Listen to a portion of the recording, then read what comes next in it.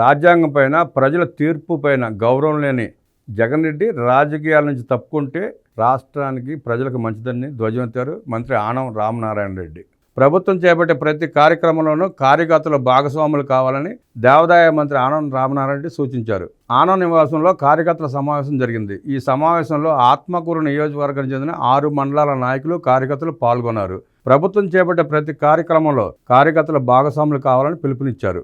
CM సహాయ నిధి నుంచి 27 కుటుంబాలకు 48,63,613 రూపాయలు సీఎం రిలీఫ్ ఫండ్ అందిస్తున్నామని మంత్రి ఆనం తెలిపారు. సమావేశం అనంతరం మీడియాతో మంత్రి రామనారాయణ రెడ్డి మాట్లాడారు. మాజీ సీఎం భ్రష్టు పట్టించిందని విమర్శించారు. దీనికి సమాధానం చెప్పలేక అసెంబ్లీకి రాకుండా జగన్ పారిపోయారని విమర్శించారు.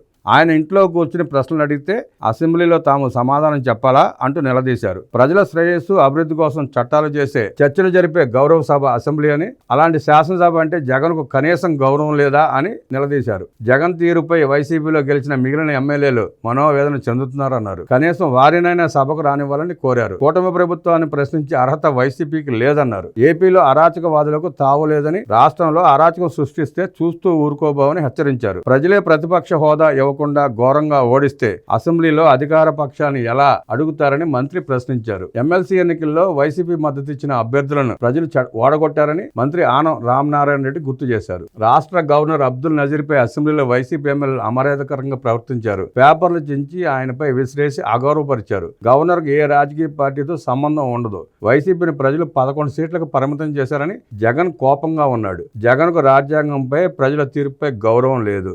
వైసీపీకి రాజకీయ పార్టీగా కొనసాగే నైతిక హక్కు లేదు. జగన్ స్వచ్ఛందంగా రాజకీయాల నుంచి తప్పుకుంటే మంచిది, లేదంటే ప్రజలే కనీసం ఒక్క సీటు కూడా లేకుండా తగిన శాస్తి చేస్తారని మంత్రి ఆనం స్పష్టం చేశారు. జగన్ రాష్ట్రాన్ని అప్పుల ఊబిలో ముంచేశాడు. జగన్మోహన్ రెడ్డి 5 ఏళ్ల పాలనలో సుమారుగా 10 లక్షల కోట్ల రూపాయల పైన అప్పులు చేసి రాష్ట్రాన్ని నిలువులో ముంచేశాడు. ఇది వాస్తవం, తెలిసిందే, రోజు చెప్తూనే ఉన్నాం, ప్రజలు కూడా అర్థమైంది. కానీ ఇంకా వచ్చి రాష్ట్రంలో జరుగుతున్న అభివృద్ధి కార్యక్రమాలు చూసి ఓర్చుకోలేక కడుపు మంటతో అవాకులు చవాకులు పేలి పార్ట్ టైం పొలిటీషియన్ లాగా వ్యవహరిస్తూ ఒకరోజు వచ్చి వెళ్ళిపోతున్నాడు ఆయన. ఇంకా ఆయన ప్రజలు పట్టించుకుంటున్నారంటే ఆశ్చర్యపోవాల్సిన పరిస్థితి రాష్ట్రం ఉంది. ఎంతో కొంతమంది ఉంటారు కదా సహజంగా, ఆ దోపిడీ బ్యాచ్, ఆ దండుపేడడం బ్యాచ్, ఆ వెనకాల తిరిగి ఆ 1000 మంది ఉంటారు కదా, వాళ్ళు తప్ప ఇంకెవరు ఆదరించే పరిస్థితి కనపడట్లేదు. భవిష్యత్తులో కూడా జగన్మోహన్ రెడ్డి ఇలాగ వ్యవహరిస్తే రాష్ట్ర ప్రజలు తిరగబడి గన్నవరంలో ఫ్లైట్ దిగే అవకాశం కూడా లేకుండా జగన్మోహన్ రెడ్డి కల్పిస్తారు. దాంట్లో ఎటువంటి అనుమానం లేదు. ప్రజలంతా గన్నవరం ఎయిర్పోర్ట్ చేరుకుని వెనక్కి తిరిగి వెళ్ళిపోయేదాకా జగన్ని తరిమి కొడతారు. నిస్సందేహంగా త్వరలో జరగబోయే కార్యక్రమం అదే.